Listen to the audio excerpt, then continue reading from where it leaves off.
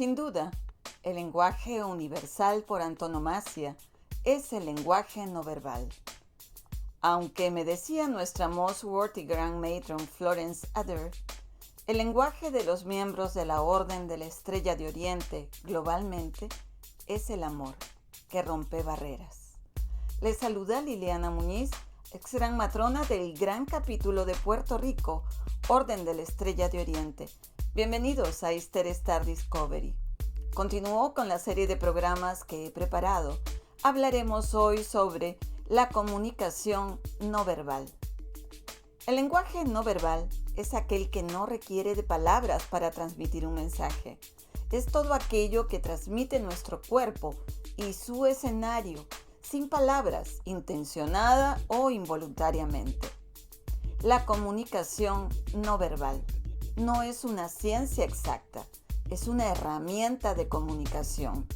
Se han realizado muchos estudios al respecto que destacan su relevancia y nos indican una peculiar incidencia en los mensajes recibidos y emitidos.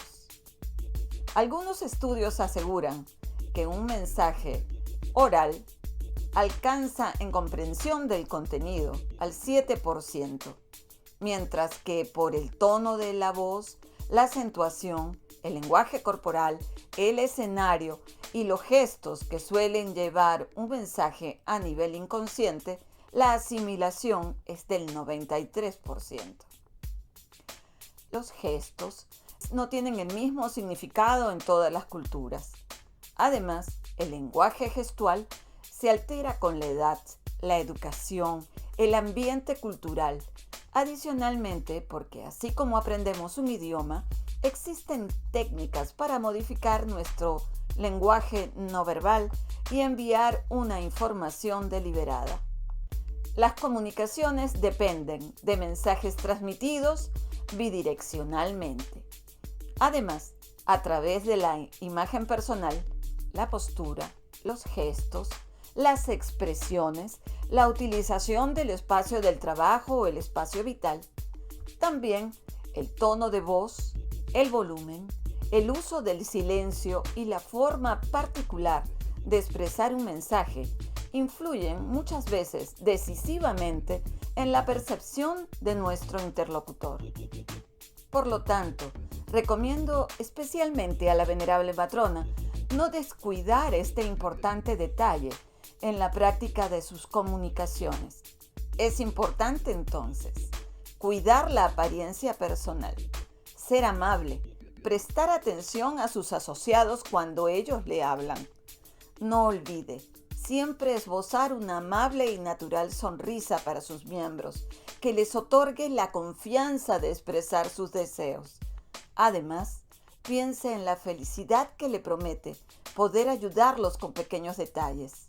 Por otro lado, una sonrisa no cuesta nada y lleva felicidad a quien la recibe. Una de las primeras enseñanzas de mis mentores para ser más eficiente al dirigirme a los miembros fue no cruzar las manos o brazos por delante del cuerpo. Estas posturas pueden enviar un mensaje erróneo de bloqueo y no deben de existir barreras físicas o mentales sugeridas por nuestros movimientos o los de nuestras hermanas y hermanos. Cuando estamos de pie, las manos y los brazos descansan al lado del cuerpo. El mensaje no verbal es tan o más importante que verbal.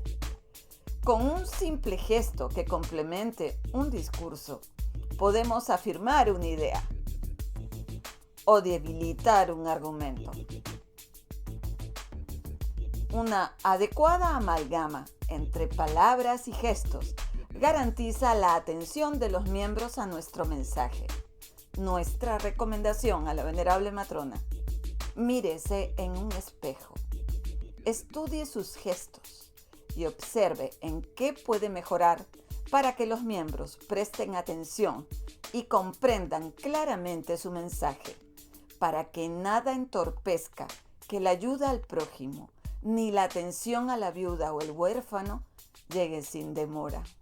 Recuerden, la caridad es una expresión del más puro amor del Ser Supremo. Dejemos que florezca. Podrán encontrar el material tratado en mi colección de libros. Si están interesados en el contenido que les presenta Easter Star Discovery, les sugiero suscribirse a mi canal. Si te gustó este tutorial, marca un like. Si desean hacer alguna pregunta o tienen alguna duda, pueden dejarla en la sección de comentarios. Que el brillo de la estrella de Oriente permanezca siempre en nuestros corazones. Hasta nuestra próxima entrega.